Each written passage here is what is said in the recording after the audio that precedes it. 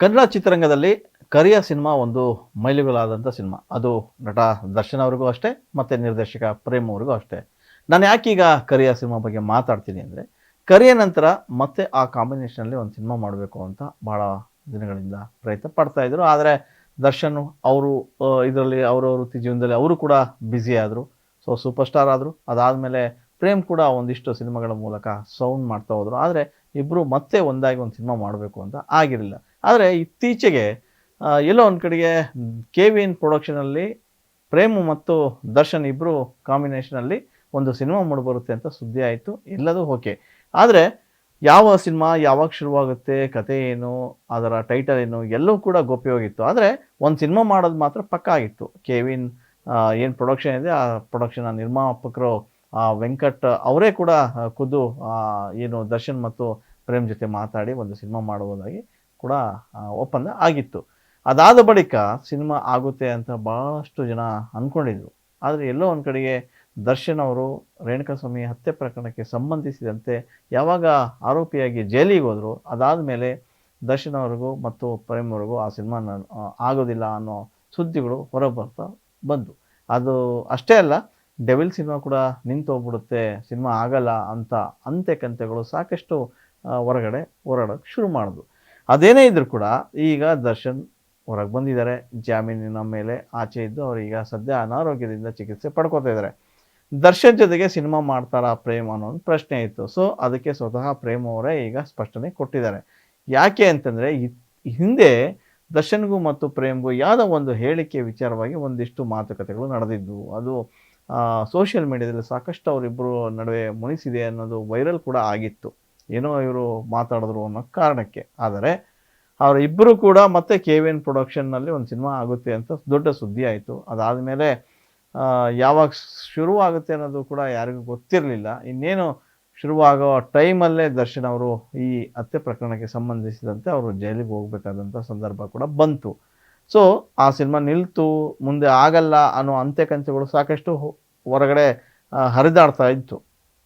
ಆದರೆ ಪ್ರೇಮ್ ಮತ್ತೆ ದರ್ಶನ್ ಜೊತೆ ನಾನು ಸಿನಿಮಾ ಮಾಡ್ತೀನಿ ಅಂತೇಳಿ ಸ್ಪಷ್ಟನೆ ಕೊಟ್ಟಿದ್ದಾರೆ. ಹಾಗಾದರೆ ಪ್ರೇಮ್ ಯಾವಾಗ ಹೇಳಿದ್ರು, ಎಲ್ಲಿ ಹೇಳಿದ್ರು ಅನ್ನೋದಾದರೆ, ಅವರು ಈಗ ಕೆ.ವಿ.ಎನ್ ಪ್ರೊಡಕ್ಷನಲ್ಲಿ ಕೆ.ಡಿ ಅನ್ನೋ ಸಿನಿಮಾ ಮಾಡಿದ್ದಾರೆ. ಧ್ರುವ ಸರ್ಜಾ ಅದರ ಹೀರೋ. ಈಗ ಆ ಸಿನಿಮಾದ ಹಾಡು ಒಂದು ರಿಲೀಸ್ ಆಗಿದೆ, ಶಿವ ಶಿವ ಅನ್ನೋ ಹಾಡು. ಸೊ ಆ ಸಂದರ್ಭದಲ್ಲಿ ಮಾಧ್ಯಮದರ ಮುಂದೆ ಮಾತುಕತೆಗೆ ಕುಂತಿದ್ದಂಥ ಪ್ರೇಮ್ ಒಂದು ಪ್ರಶ್ನೆ ಎದುರಿಸ್ತಾರೆ, ನೀವು ಮತ್ತು ದರ್ಶನ್ ಸಿನಿಮಾ ಮಾಡಲ್ವಾ ಅಂತ. ಸೊ ಆಗ ಅವರು ಒಂದು ಸ್ಪಷ್ಟನೆಯನ್ನು ಕೊಟ್ಟರು. ಏನು, ನಾನು ದರ್ಶನ್ ತುಂಬ ಚೆನ್ನಾಗಿದ್ವಿ. ಕರಿಯ ಸಿನಿಮಾದಿಂದ ಇಲ್ಲಿವರೆಗೂ ಕೂಡ ತುಂಬ ಆತ್ಮೀಯರಾಗಿದ್ವಿ. ತುಂಬ ಆಪ್ತರು ಕೂಡ, ನಮ್ಮ ಕುಟುಂಬದ ಒಬ್ಬರು ಸದಸ್ಯರು ಅಂತಲೇ ನಾವು ಭಾವಿಸಿದ್ವಿ. ನನಗಿಂತಲೂ ಕೂಡ ರಕ್ಷಿತಾ ನನಗಿಂತ ಮೊದಲು ಕೂಡ ಅವರ ಕುಟುಂಬದ ಒಡನಾಟ ಜಾಸ್ತಿ ಇಟ್ಕೊಂಡಿದ್ರು. ಅವರ ಸ್ನೇಹನೂ ಕೂಡ ಇದೆ, ಇಂದಿಗೂ ಕೂಡ ಆ ಸ್ನೇಹ ಹಾಗೇ ಇದೆ.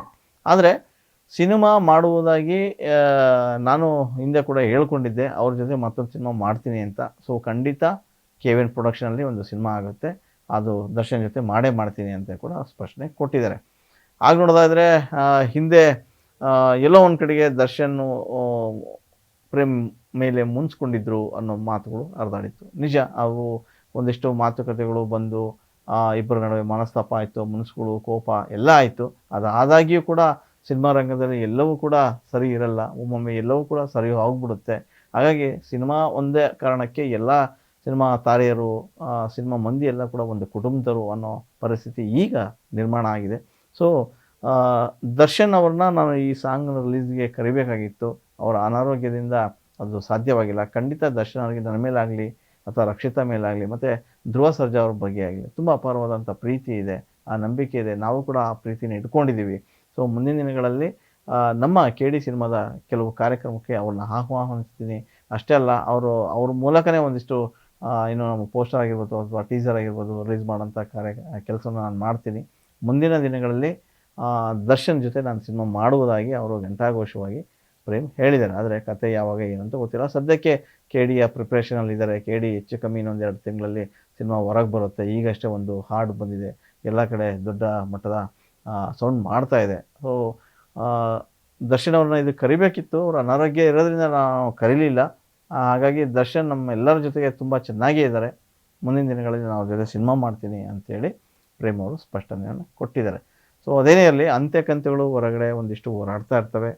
ಭಾಳಷ್ಟು ಜನ ಅವ್ರು ಹಾಗೆ ಇವರಿಗೆ ಇಬ್ಬರ ನಡುವೆ ಸಿನಿಮಾ ಆಗಲ್ಲ, ಯಾಕಂದರೆ ಇಬ್ಬರು ಜಗಳ ಆಗಿದೆ, ಮುನ್ಸಾಗಿದೆ, ಒಂದಿಷ್ಟು ಮಾತುಕತೆಗಳು ಎಲ್ಲ ಸೋಷಿಯಲ್ ಮೀಡಿಯಾದಲ್ಲಿ ಬಂದು ಒಂದಿಷ್ಟು ಜನ ಕಾಮೆಂಟ್ ಕೂಡ ಹಾಕೋಕ್ಕೆ ಶುರು ಮಾಡಿದ್ರು. ಆದರೆ ಅದೇನೇ ಇದ್ದರೂ ಕೂಡ ಕನ್ನಡದ ಶೋ ಮ್ಯಾನ್ ಅಂತ ಅನ್ಸ್ಕೊಂಡಿರ್ತಕ್ಕಂಥ ಪ್ರೇಮ್ ಯಾವುದೇ ಸಿನಿಮಾ ಮಾಡಿದರೂ ಕೂಡ ಅವರು ವಿಶೇಷವಾಗಿ ಮಾಡ್ತಾರೆ.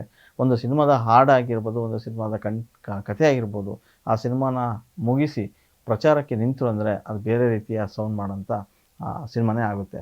ಸೊ ಆ ನಿಟ್ಟಲ್ಲಿ ನೋಡೋದಾದರೆ ಕೆ.ಡಿ. ಈಗ ಒಂದು ಸಾಂಗ್ನ ರಿಲೀಸ್ ಮಾಡಿದ್ದಾರೆ ಪ್ರೇಮ್. ಸೊ ಆ ಮೂಲಕ ಈಗ ಇನ್ನೇನು ಸಿನಿಮಾ ಪ್ರಚಾರಕ್ಕೆ ಚಾಲನೆಯನ್ನು ಶುರು ಮಾಡ್ತಾ ಇದ್ದಾರೆ. ಈ ಸಿನಿಮಾ ಮುಗಿದ ನಂತರ ಹೆಚ್ಚು ಕಮ್ಮಿ ದರ್ಶನ್ ಅವರಿಗೆ ಅವರು ಸಿನಿಮಾ ಮಾಡುವ ಎಲ್ಲ ಸಾಧ್ಯತೆಗಳು ಇವೆ. ಹಾಗೆ ನೋಡಿದ್ರೆ ಡೆವಿಲ್ ಸಿನಿಮಾ ನಿಂತೇ ಹೋಯಿತು ಅಂತ ಅನ್ನೋರಿಗೆ ಮುಂದಿನ ತಿಂಗಳಲ್ಲಿ ಆ ಸಿನಿಮಾನೂ ಕೂಡ ಶೂಟಿಂಗ್ ಶುರುವಾಗುತ್ತೆ ಅನ್ನೋ ಮಾತುಗಳು ಕೂಡ ಈಗ ಕೇಳಿ ಬರ್ತಾ ಇದೆ ಆ ಚಿತ್ರತಂಡದಿಂದ. ಅದೇನೇ ಇದ್ದರೂ ದರ್ಶನ್ 1 ತಿಂಗಳು 2 ತಿಂಗಳಲ್ಲಿ ರೆಡಿ ಆಗ್ತಾರೆ. ಸಂಪೂರ್ಣ ಅವರು ಗುಣಮುಖರ ಆದ ತಕ್ಷಣ ಮತ್ತೆ ಅವರು ಸೆಟ್ಟಿಗೆ ಬರ್ತಾರೆ. ಮತ್ತೆ ಎಂದಿನಂತೆ ಸಿನಿಮಾ ಕ್ಯಾಮರಾ ಮುಂದೆ ನಿಂತ್ಕೊಂಡು ಅಬ್ಬರಿಸೋದಕ್ಕೆ ಶುರು ಮಾಡ್ತಾರೆ. ಸೊ ಪ್ರೇಮ್ ಜೊತೆಗೂ ಕೂಡ ಒಂದು ಸಿನಿಮಾ ಮಾಡ್ತೀನಿ ಅಂತ ಕಮಿಟ್ ಆಗಿದ್ದಾರೆ. ಸೊ ಕೆ.ವಿ.ಎನ್ನು ಜೊತೆ ಪ್ರೇಮ್ ಮತ್ತು ದರ್ಶನ್ ಕಾಂಬಿನೇಷನಲ್ಲಿ ಬೇರೆ ರೀತಿಯಾದ ಸಿನಿಮಾ ಕನ್ನಡ ಚಿತ್ರರಂಗಕ್ಕೆ ಬರುತ್ತೆ ಅಂತ ಅವರ ಫ್ಯಾನ್ಸ್ ಕೂಡ ಈಗ ಕಾಯ್ತಾ ಇದ್ದಾರೆ.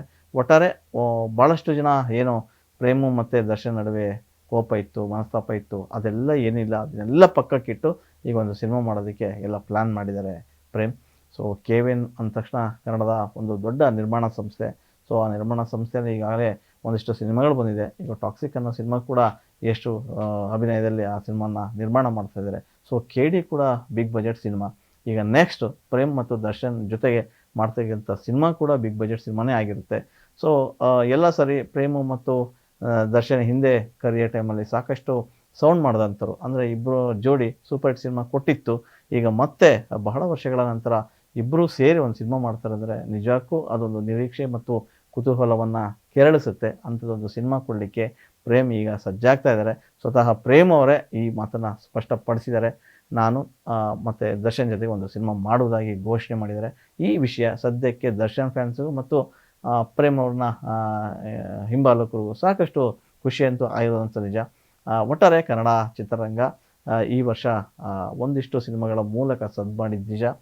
ಕೊನೆಯ ಹಂತ ತಲುಪಿದೆ ವರ್ಷ. ಮುಂದಿನ ವರ್ಷ ಒಂದು ಹೊಸ ಬಗೆಯ ಸಿನಿಮಾಗಳನ್ನು ಕೊಡೋದಕ್ಕೆ ಕನ್ನಡ ಚಿತ್ರರಂಗ ಕೂಡ ಸಜ್ಜಾಗ್ತದೆ.